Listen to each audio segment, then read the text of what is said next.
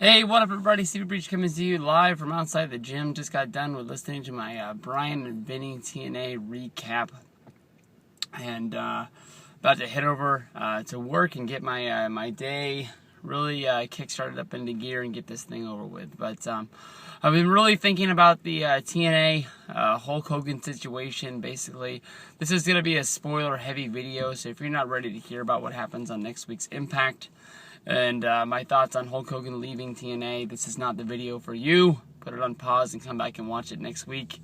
I do have a video that I put up on WrestleMania and matches that were leaked out, and my feelings on both of those. Brock Lesnar versus The Rock, and Ryback versus Undertaker. Go check that out if you can. But basically, I know that Hulk Hogan needs to feel like he's a big deal. I know that Hulk Hogan has creative control over his character in TNA, and not only that, he has the guys writing the script and the guy that produces the show in his corner, as well as Dixie Carter, willing to, bend over and give him anything and everything that he wants and needs, knowing that he is the person that not only destroyed her company, but also is the biggest name that she has on her roster. And if he was to leave, although she doesn't want to pay him, on the other hand, basically that's all she has.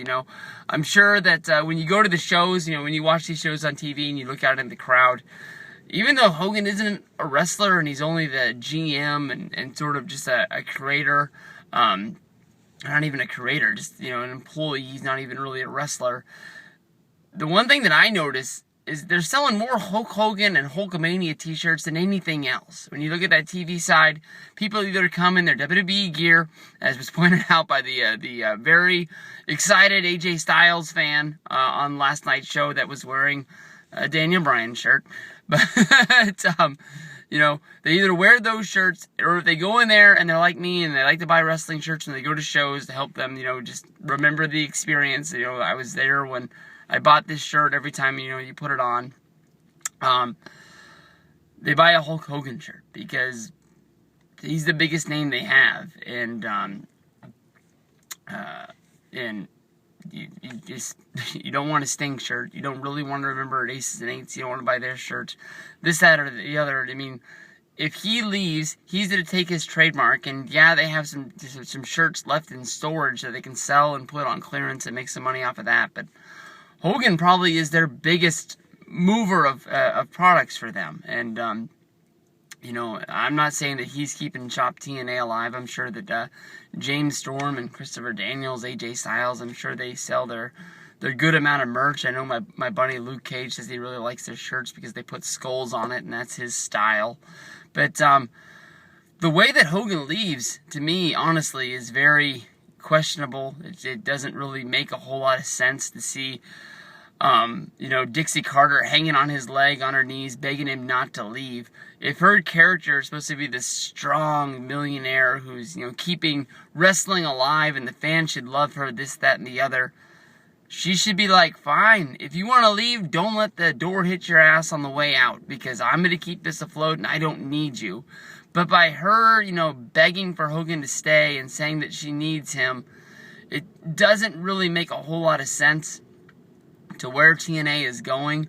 But then again, Hogan, and the way Hogan leaves, and even though he's contracted to be there, I'm sure that if he was going to look like a bitch, I'm sure he just wouldn't have showed up and had some excuse to why he wasn't able to be there. Hopefully they have some, storyline to back this up. It's said that Dixie and Hogan are working on some sort of a deal. But honestly, the way Hogan did this is the smartest thing in the world they could have done, because now when Dixie goes to the bargaining tables to try to work up a deal with Hogan, now according to storyline, she needs Hogan more than she needs anybody else. He's going to need that money. He's not going to want a pay cut. He's going to want a raise. If he goes to WWE and he shows up on Monday Night Raw just doing anything, Vince knows that he just bent over Dixie big time and screwed him, by taking the one person that she said out of her own mouth that she needs more than anybody else. And now he's with them. I don't know what WWE will do with Hogan if they bring him in. It's been known that he's very expensive. He can't really wrestle anymore. You don't really want him as a guy. Ric Flair didn't really work out as a manager for The Miz and didn't really give The Miz that will of a rub when he turned face. And the whole thing sort of fell apart. Miz still does the figure 4, but except for that, I doubt anybody really remembers them being a managerial team, I guess you can say. But maybe Hogan will just come out there, sell the video game, sell a couple magazines and some T-shirts. I would bet that that's the one thing that that Vince wants from Hogan the most, is just to get those rights. But what Dixie did, if she doesn't have a plan and she doesn't have, the dirt sheets working for her right now with the whole Hogan leaving storyline, she looked pretty dumb. I mean, because the second I see Hogan on WWE TV, I'm going to know that TNA's done for. There was a question and answer on Observer Radio last week about Jerry Jarrett showing up at WWE, bringing Vladimir Kozlov, and that was, the one way that, because they took pictures and did interviews and everything like that, and just for the looks of a Jarrett bringing Vince, a wrestler, saying that he wanted to get him signed, doesn't look good for the company. It made me at that point think that really TNA was on the downfall, why Jerry Jarrett would bring this guy and basically say, we don't know how to use this guy, so I need you to take him. And Vladimir Kozlov didn't come off as a big star, but WWE did try to push him as one, and I think that if he didn't get released, he was becoming a better wrestler. Sometimes it's hard to forget the things that he did in the past, but I've seen lesser guys come to some, higher mid-card status before, where you sort of can forget about the past and see how far they've come. But I know I was always a Kozlov fan, and for me, if I see Hogan on TV, I know that Dixie's done. I know we've said this a lot, but I don't know.